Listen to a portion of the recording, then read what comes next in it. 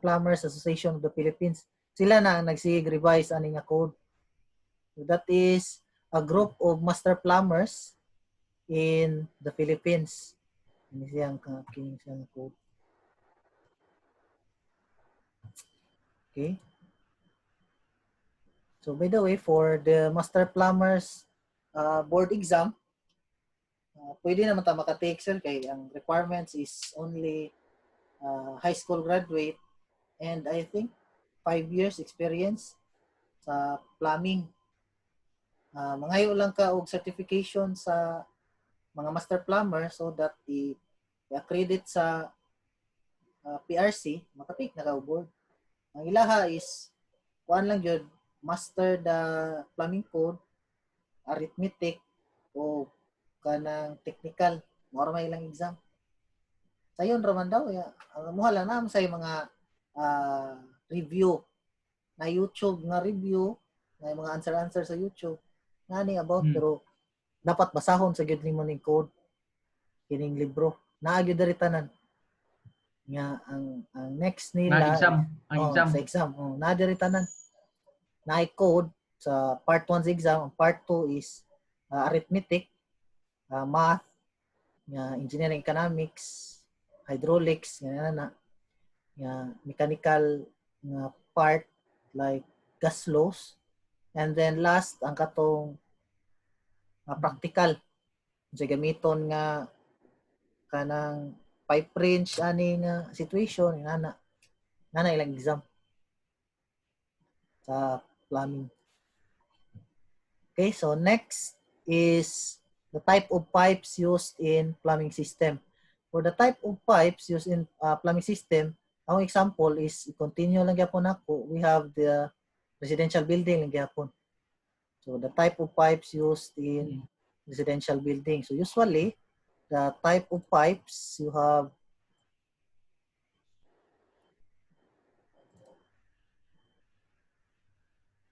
mo ni siya kasagaran. The cast iron pipe, pero for residential ako lang ni i-simplify balik. For the residential, you have search naman sa internet noon sir. Kuha lang ang katulang yung kung usual nga nakita sa construction based on construction. First is the GI pipe for water line, katong metal,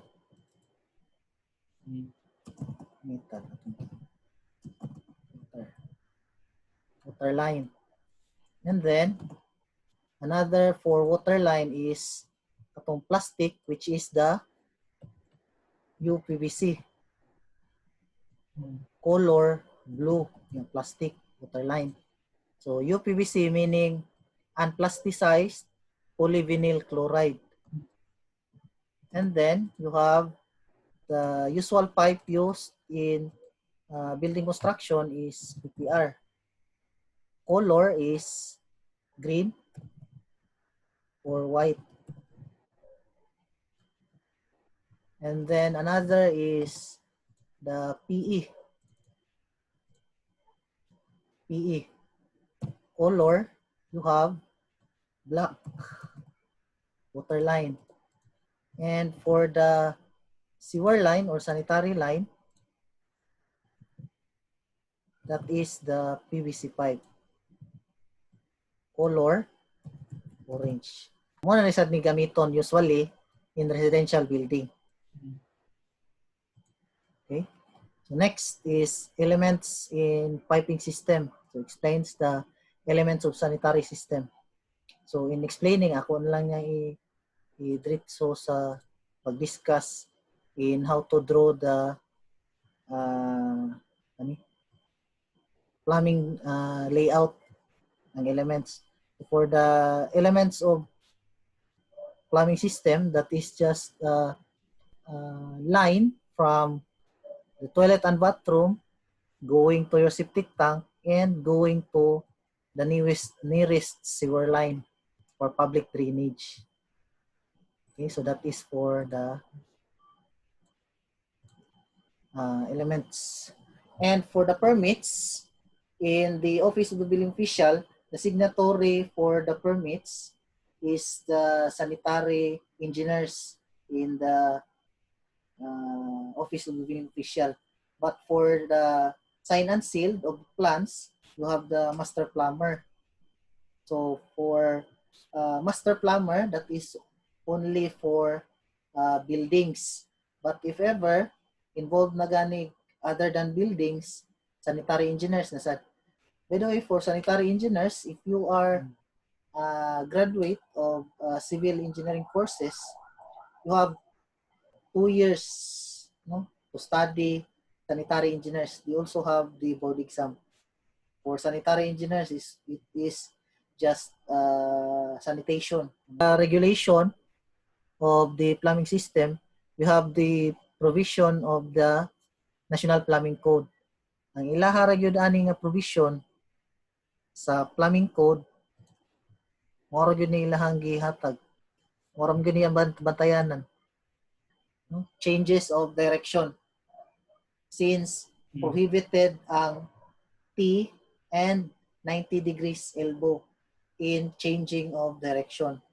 So in section 157 of the National Plumbing Code, change in direction, it says that all changes in direction shall be made by the appropriate use of a 45-degree wise and half-wise, that is the elbow, long sweep quarter bends or long sweep quarter bends, except that the single sanitary piece may be used on vertical stack. Vertical stack meaning only for the vents or branch vents. And short quarter bends may be used in soil and waste line, where the change of direction of flow is from the horizontal to the vertical. T's and crosses may be used for bent pipes. So bent ragyod ang gamitan sa T and 90-degree elbow. So if ever you change in direction, you should have a Y, and a 45-degree elbow. So moro yun na inaasa provision. Moro yun na ibantayanan. So in plans, whenever you have a change of direction, required yun nga na kay Y, then a 45-degree elbow. Change of direction. Any change of direction.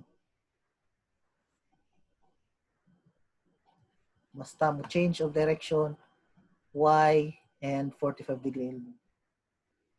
Mora gyapon sir, ngunani gyapon sa plano. So, kaning mga sizing sa imong sir? Dapat pangutana sir, kaning mga sizing ng mga pipe sir, unsa may code na pod ang nagdictate ani or naagi standard nga sa code gyud para sa Yes, mga sir. diametro sa imong mga pipe?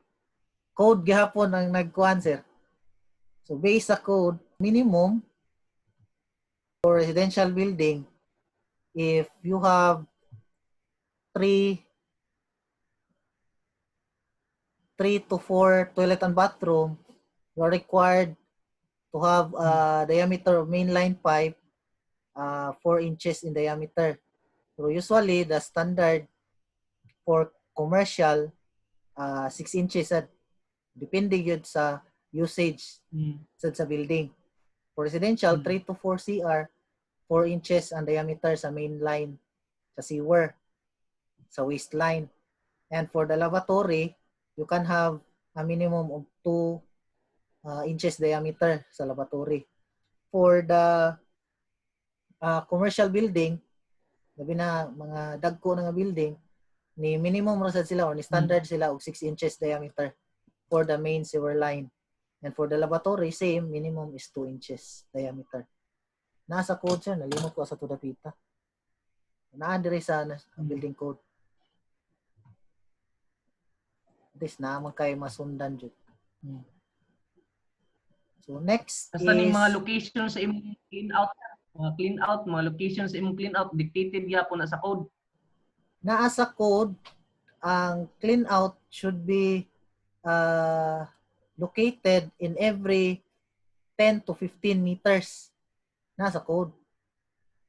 Ang clean out should be located in every 10 to 15 meters. Nitan taas kayo ba? Pero if inunani, since change of direction man, required jud nga one hole of the Y is na clean out. If ever yung nani taas, in every 10 to 15 meters, na clean out to provide if ever na clog, na muklag diha, sana makuot pa dito, masuksukan pa. Muna ilahang kuan sa provision sa clean out. 10 to 15 meters man to naa dito. Unya ang mga sloping ano niya, sir? Ang slope is normal slope is 2. So 2%. In every 10 meters, you have 0.2 meters. In every 10 meters length, you have 0.2 meters ang height. Normal pitch or normal slope or normal grade of the sewer line pipes or waste line pipes. 2%. Naadjud na. Di lang makit-an kay gagmay ra mong. Mo ni yang slope. So, during construction, dili na kayo mabantayan kay gamay ra mong kay slope, at least going lang gyud ang flow to the septic tank. Mo ra gyud ilang kuanon. Usually inig tao na ning pipe, wala mo sila tanawon kay butang ra mo sila pipe. Mo sa gyud na ako nabantayan. Mula dito. Ay ani? Dili gyud kayo sa dingon nga masukod ni nimo gud sir, gamay ra man gud kayong percent. At least ang iyahalang iyang direction sa flow going lang gyud sa septic tank. Mora man gud sa tan-awon sa plano. Like for example, ingon ani ba nga ang iyahang direction gikan sa toilet and bathroom going jud padung septic tank. Kaya naam goy possibility nga ingon ani mabali. Same ra man gihapon ang pag-install. So gikan unta sa imong toilet and bathroom going to septic tank, ang imong flow is padung na dito. So nabali ang pagtaod sa Y. Nasa uban ngayon ana. Dili mabantayan ba? Wala siguro hunahuna kung asa dapitang septic tank, no? Instead ang flow gyud gikan jud na sa toilet and bathroom padung jud na septic tank.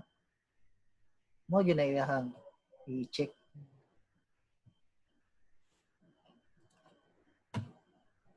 Okay? So let's have the plumbing fixtures. So for the plumbing fixtures, you have in the toilet and bathroom, you have the lavatory, shower.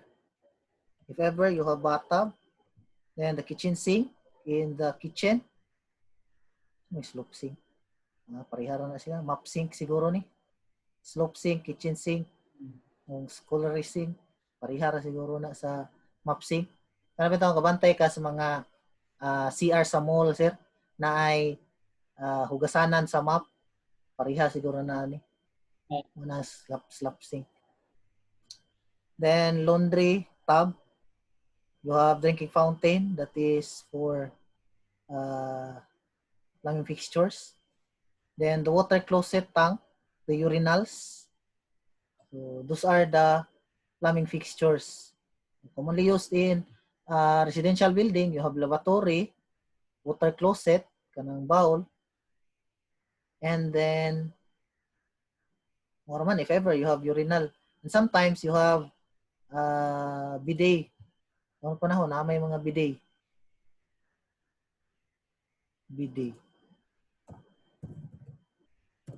Wag ko kita ani pero at least kibaw kung ana ay bidet. Mura siya water closet. Pero ang gamit ani is hugasanan ra ni sa private part sa babae. Ang gamit ani. Mura gyapon siya water closet. So karon wala na may unani nga bidet. Ang bidet dire kay tunang murag shower ba.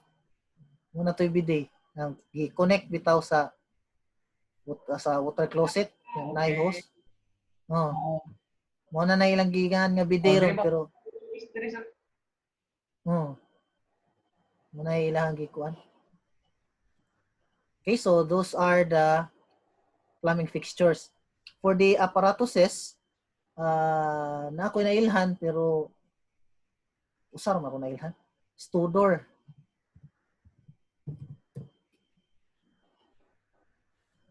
Studor.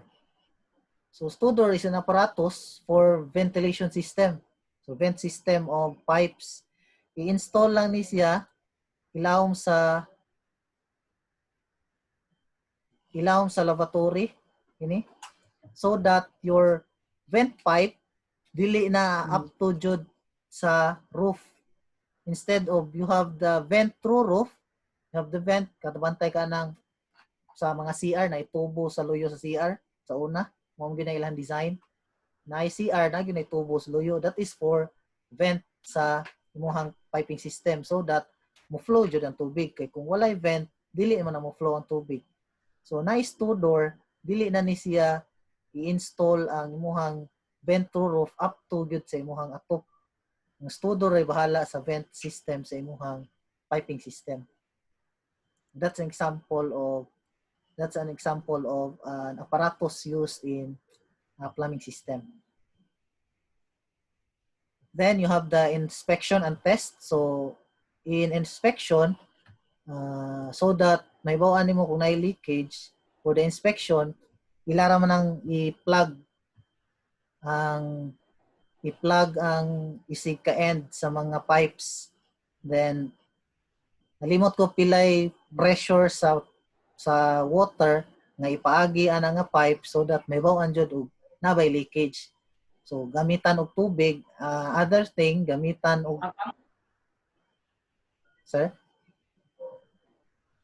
Ang among gamit nga research, ang requirement sa IPC 3 meters nga waterhead. 3 meters ang waterhead. So Oh. depende sa height sir o mao gyud na height sa building. Ang ilocate na mo ang highest point sa pipe una, magsukod mi dira og 3 meters. Anha mo na iyahang mura day gihapon murag yun pero naay gyud na specific nga pressure of that particular test if ever pila ka story sa building nagyapon na sa code. Okay, so that is for inspection. Inyo hadya sir tubig ray gigamit, no? Tubig ray lang pressure ng pag-test. Smoke test ka. Smoke test pwede ra sa smoke test. Sa day test. Mo lagi depende sa availability sa imuhang testing apparatus of equipments how to test the piping system. Pero usually ato yung tubig. Mo ra gyud na ilaha. Usual testing. Okay? The next is water supply pipes and fittings and distribution. You have the fittings, pipe fittings. That is for water line. In the waistline, you only have Y, elbow, P-trap, and clean out. So, upat ra ang sa waistline. Y, elbow, P-trap, and clean out. For the water line, mauni sila sa water line. Elbow, reducer, T, cross T, coupling, union. Then, adapters, plug, cap, then valves. Yung gate valve, glow valve, check valve. That's like my example. At least. Okay, so next we have the drawing of the plumbing plan. Start with the septic tank detail. Septic tank. So for the septic tank detail, for the requirement now for septic tank, it should always be of 3 chambers. So unlike before nga mo okay na sila og 2 chambers nga septic tank. But as of today, required jud sa Office of the Building Official, it should be 3 chambers. So first is that digestive chamber, second leaching, and other leaching. So maybe at least inigawas na dire, limpyo-limpyo na nga tubig. Dili jud ingon nga napay hugaw. Hugaw man eh. solid waste, then maybe dala pa dire nya naigamay at least inigawas. So nagyoy inlet na outlet. In some cases man good during construction of septic tank walay outlet, dili nila ipagawas. I don't think so if naa sila'y bed dire. Maybe wala ni nila simentuha kung walay outlet. So required man nga i-concrete jud ni. Dapat na. Oh. Ay, Okay, based on the general certification or certification of master plumbers nga musign and sealed sa plans, it should be that if ever na kay deep well, you should have at least 25 meter radius from septic tank, even if concrete pa na iyahang bottom. How much more kung dili ni concrete, musip ra gyud to dito. So mo na ang uban, kung walay outlet, nagduda jud. Ha? Pwede ba na siya? Putol-putol yung tingog. I-allow ba na siya? Putol-putol yung tingog, sir. Sir, pwede ba na siya walay concrete sa bottom niya? Dili gyud na siya pwede. Oo.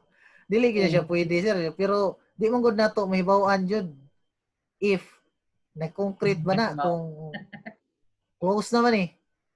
Mahibaw-an ra na siya nga concrete if ever mapuno gini kay tana man gani. Kung wala ni nila gi concrete ang bottom, adi gini siya mapuno. So that is called limot ko nga pit definitions. Some na siya. Some. Oh, some. Kini. Some pit. Naging mga tawag sa definition of terms ani sir. So that is for the septic tank. Usually, the dimension is 4 meters, 1, 1, and 2. The manhole dimension should be a minimum of 0.5 meters para masuod yun ang tao. If ever, mugamay pa ni, di na masuod ang tao. Pwede pagamyan ang leaching chamber as long as ang manhole masuod pa. Okay, so that is the usual design of septic tank. Next is septic tank joint detail dayon. Catch basin and grease trap system tank. Catch basin and grease trap. So for catch basin and grease trap, so catch basin, this is usually located outside the building. This is where the tackle in which a liquid are retained for a sufficient period of time to allow the situable material to deposit. So since open man gud ni siya, nya naara ni sa ground, na surface runoff, mga tubig baha-baha, so dire, yang katong solid musitol rasad. And also, this is connected to your downspout, no? Muna, usually makakita kag catch basin located near sa column since ang downspout is connected sa imong column. Usual nga location sa downspout connected yun na sa column. And sometimes that is enclosed sa column. Nasa column, embedded sa column. So muna, in design, if ever, sir, ang sloping ara pa dong sa imong catch basin, ang imong sloping sa imong grading. Oh, ana jud. Pero usually sir sa construction di makita, di makuan. Basta as long as below natural grade line jud siya. Ang catch basin is below the natural grade line. Mora gyud ni. Dili pwede ang catch basin above the natural grade line. Okay? So for the dimension, minimum of 0.6 by 0.6. And then for the grease trap, you have, if ever, na kay kitchen, sink, required yun nga na kay grease trap. And it should not be connected directly to your catch basin. So kung na kay catch basin diha, pwede mo i-connect dito, pero dili jud in between catch basin kay ma-wash out ang mga grease and oils na diha. Okay, so it should be located directly below or near the kitchen sink. Pero for this type of kitchen sink, this is a concrete na kitchen sink. In some cases, na namanggoy ready-made nga kitchen sink. Okay. Ready-made nga grease trap. This is the design of a ready-made nga grease trap. Usually, sa mga fast food chain, ngunaan ilang grease trap gigamit. Dili concrete, sana siya stainless ni siya. Muna iyahang purma for the grease trap. Okay, so same dimension with the catch basin. Minimum is 0.6 by 0.6. Next is the rainwater tank. For the rainwater tank or cistern tank, it should be computed. So for cistern tank, here in Cebu City, they have city ordinance for cistern tank or rainwater tank. This one. Okay. So for in Cebu City, city ordinance, in every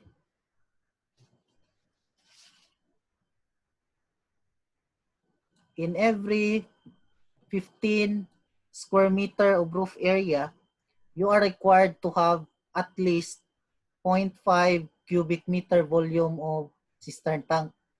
So this is only for residential building. But for commercial, in every 15 square meter of roof area, you are required to have a 1 cubic meter for commercial area. 1 cubic meter volume of cistern tank. So in computing the area of the roof, we should have the slant height of the roof. No? For example, this is your roof plan. So from point A to B, that is the base. So measurement is 4 meters. Then standard height of roof is, you will use 3 meters. So you can solve for the slant height. So using Pythagorean theorem, slant height is equal to the square root of 4 squared plus 3 squared. So for the slant height computation, you have 5 meters. And then you compute the area. In computing the area, you have the regular figures. Regular figures. If ever, makasugat kag dili irregular ang figures, like for example, drawing the roof plan of the building, first is you draw the outline of the building wall to be roof. Atong wall nga butangan og atop. And then, offset 1 meter for the eaves. Eaves or bulada. And then, draw a 45-degree angle line in every corner.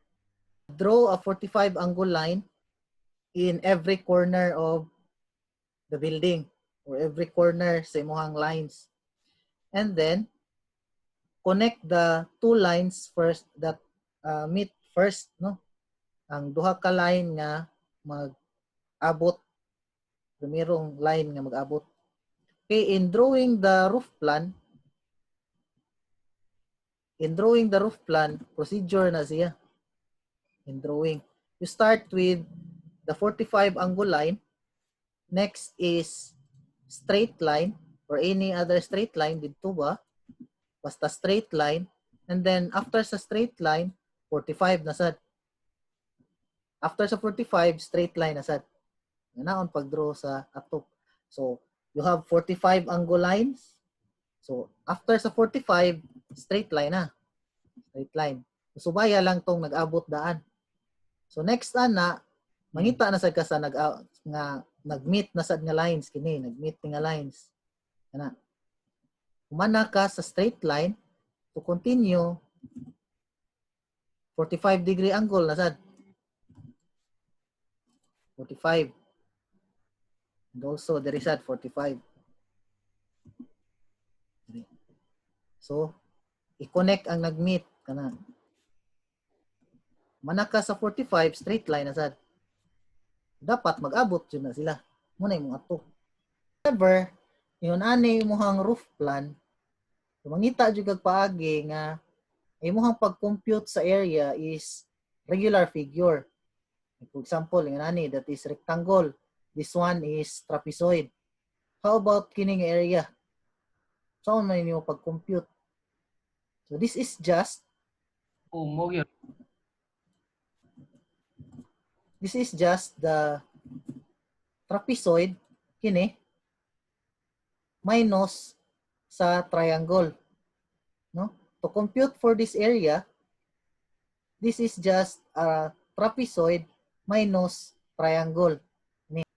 Kini siya nga triangle is wala na ni considered sa roof, but for the computation, this is just the same nga trapezoid.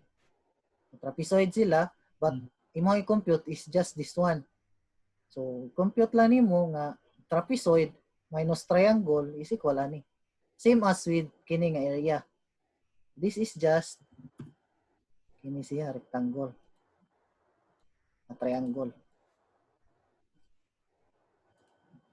So, triangle nga dako minus triangle nga gamay is equal ta ani. Ikaw ray bahala kung saan nimo pag-compute sa area. Okay? So, for this type of roof, simple roof naman you have the hip roof.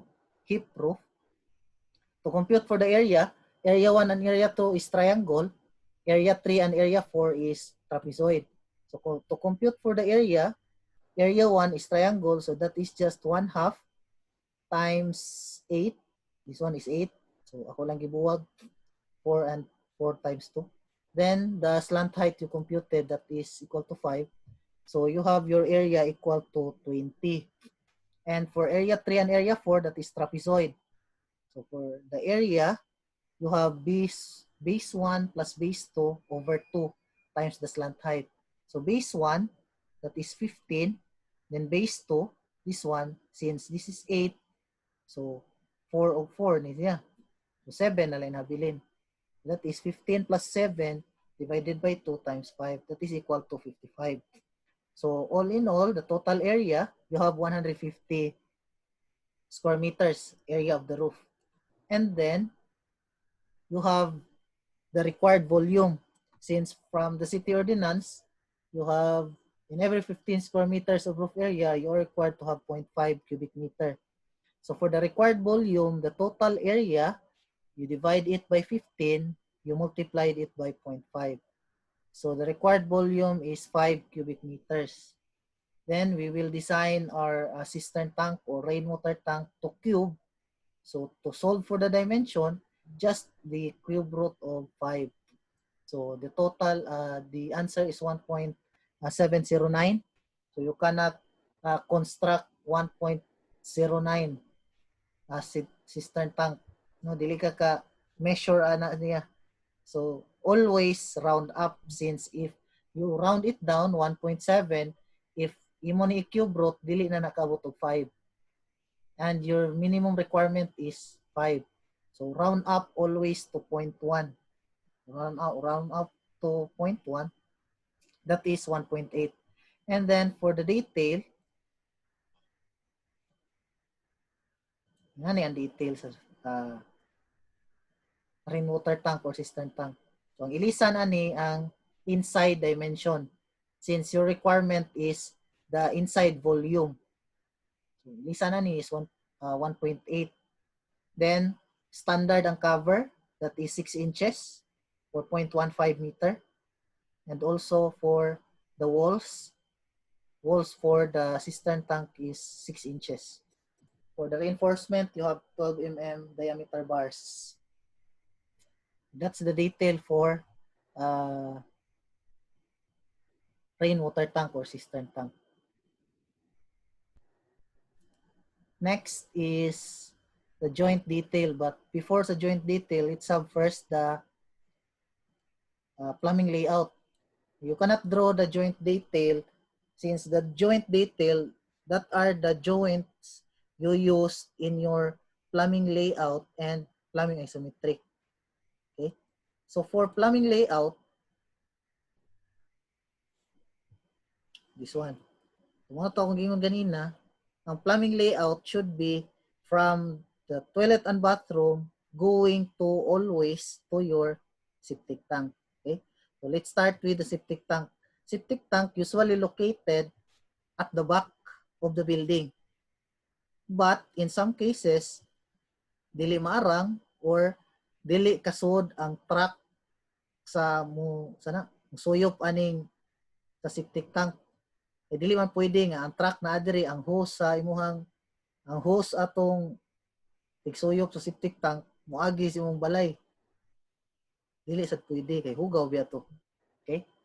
And also, this is discouraged nga ang septic tank ibutang sa sulod sa balay. So, it should be that your septic tank is outside the building and inside your lot. Di sad pwede nga na. di sad pwede nga ato sa silingan. Okay? So, it's up to you where to put your septic tank. Usually, adto gyud na sa back, but in some cases, ari sa front since wala na space. And it should also have the minimum distance from your toilet and bathroom. Okay, pwede ra man ang kining septic tank ari diri sa kilid so that your maka-minimize ka sa pipes. Gamay ra ang pipe imong gamiton. Example, nga nani taas kayo. Usa ra may septic tank so tuyok gyud. Tuyok gyud siya. So, instead unta na CR diri usa ka septic tank, na CR diri usa ka septic tank, mas para mas duol. So if ever usa ra imong septic tank, taas jud kay agian pipe. So in some cases during construction, namatay slope nga 2%, di ba? So maybe in some cases during construction, una og construct ang septic tank. So once na-construct na ang septic tank, maglisod na ka og provide sa 2% na slope sa imuhang toilet and bathroom, gikan sa toilet and bathroom. Kaya na naman ni siya inlet daan nga, waka kibaw pilay distance, dili nakaka-comply sa 2%. So even if di ka ka-comply, at least sloping lang siya going to your septic tank. Na sila level daan, noon, with the use of surveying equipments, may bawaan nila at this particular location, pila ang lubong sa imong septic tank. Ana rasad. Okay? So, nanakay location sa imong septic tank. So, the location of septic tank should be offset, minimum offset to the column of 1 meter. Hayop man ni for requirement ra ni sir ha kay para lang ma-approve ni nga plano. Ang minimum distance from the column to your septic tank should be 1 meter. 1 meter na siya. Since ang imuha manggong column na ni foundation. And usually, the foundation excavation is only 1.2 meters. Your depth of septic tank is 1.5. So maybe if near sa column nimo ang pag-excavate, maigo gitong footing. Muna naay minimum distance from wall or from the column nga 1 meter. Same as with the catch basin. Catch basin, sir. Okay? So, you now have your location of the septic tank. Next is the catch basin. So, usually, the catch basin is located usually along or besides sa column. But same, naagya po yung distance in between. You have 1 meter minimum distance. So, gikan sa column since naakay downspout connected to your catch basin. Muna akong giingon sad ganina, sir, nga dili directly connected imuhang grease trap. So from your kitchen sink, go directly to your grease trap but dili connected directly sa catch basin. So connected ang duha ka catch basin nya mo connect ka sa catch basin. Dili gyud nga connected silang tulo. Okay? Another example is Oh. pwede ra sad munani. So this is the kitchen sink going to grease trap, pwede connect sa catch basin but not in between catch basin. Okay?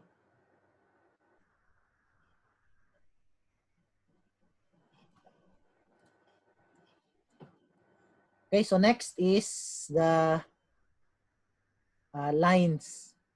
Waste line going to the septic tank. So as what we discussed, you have in every change of direction, you have Y and a 45-degree elbow. So usually for the design, nani jud ang gamiton kanang 90-degree angle. So that when you draw the plumbing isometric, dali ra kay angled man. Unlike if kanang inclined siya, maglisod kag draw sa isometric. Okay? So this is from toilet and bathroom going to always sa septic tank. Tan-awon lang yun ang flow.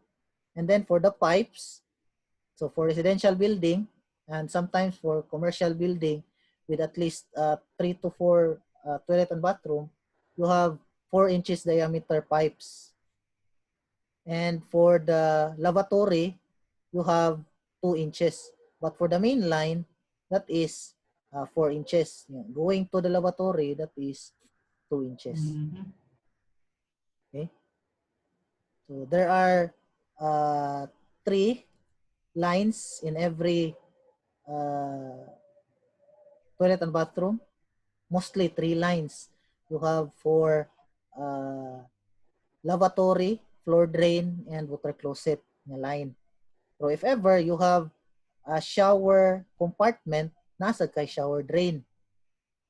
Instead, except from imuhang shower is nalan diha walay compartment. So okay ra ang floor drain mukuan sa shower. Pero if you have shower compartment, nagyud kay shower drain. And also for the bathtub. So punanan ni siya. Pero most common ang iyang pag lines in toilet and bathroom is tulo ra gyud, lavatory, the floor drain, and the water closet. So for the traps,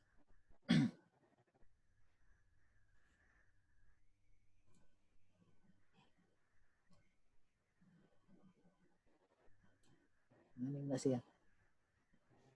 Okay. So na-joy. Naway pangutana sir ba? So kani imong mga layout sir ba magbuhat pagi kag shop drawings ani para sa imong mga foreman o pasagdaan na nimo ang foreman nga sila imong diskarte basta diha na ang location dapita. About ana sir kay ako ang foreman mong good is structural ra siya. Nya kasagaran sa plumbing dire usually lahi og contractor. Imo ha kung ikay contractor, murabag ka nang kung naay part sa plumbing, murag subcon siya. Ang mubuhat ana, ang katog yung plumber gyud. Ang mo one sa shop drawing, ang katog yung plumber. Usahay dili siya mo follow sa plano jud. Magkuan jud siya giyaha. Pero at least magpahibaw siya sa engineer. Lahi gyud siya og trabaho. Dili siya nga ikaw pay mo provide sa kuan. Imo is just the construction drawing, but during the construction or during the implementation, ang katod yung ang plumber gyud mo kuan og asa niya dapita ibutang. Pero ginagmay lang imo ni building kung kuan sa foreman required jud nga ikaw gyud mangunay og buhat sa shop drawing para gyud nga kanang masabtan jud nila nga kini anhi gyud ni diri ha. Kasagaran provision ra man sir. Tani ni during construction naay septic naay water closet diri. Provision lang bisag asa ibutang. Maliko ra man. Mora ilahang gikuan basta kay naay butang diha nga tubo mora na kay mobuhos na ta. Ana gyud. Bisan pag dili mo konsulta sa plumber. Basta ka naalay buslot diha nga magian. Mao gyud na reality sa construction. So, to continue, so required nga in every fixtures na adyoy P-trap. No, for example sa lavatory, P-trap, and then sa floor drain. For water closet, ang gibutang is only 90-degree elbow. It's because ang water closet manggod built-in iyahang P-trap. Ana man to diri ang water closet. Naman ay P-trap daan. So dili na madouble. Oh, naman ni P diri daag purma ana. So ilang gibutang is only 90 degrees na lang, unlike sa lavatory and floor drain. So required jud na in every fixture butangan jud P-trap. It is because para na ay seal. Seal na ay tubig nga mapundo ba? Seal so that ang baho ani di na mo balik, di mo gawas. Mo na gamit sa P-trap. Okay, balik ta sa drawing. Okay, so mo na to. Ang i-check lang yun na gikan sa imuhang toilet and bathroom, going jud always ang flow sa imuhang septic tank. And in drawing, it should emphasize the fitting used. No, if ever ni gamit kag Y jud na. Even if imuhang drawing is single lines. Next is arita sa isometric layout. Ano? Kana. I-enlarge na, sir. Pwede rin yung nani imuhang output. Basta nalay connection. Gikan sa water closet, gikan sa floor drain, gikan sa lavatory. Yung nani gani yung design, no? Ang design niya is only ang water closet and floor drain is going to septic tank. Ang ihang lavatory is going to catch basin. Depende lagi sa designer. Architect may ka-design sa dani. Nana. So, in direction, kinala na kay Y on a 45-degree angle. Mo gyud na siya. Mo gyud na iyang requirement. P-trap every fixtures.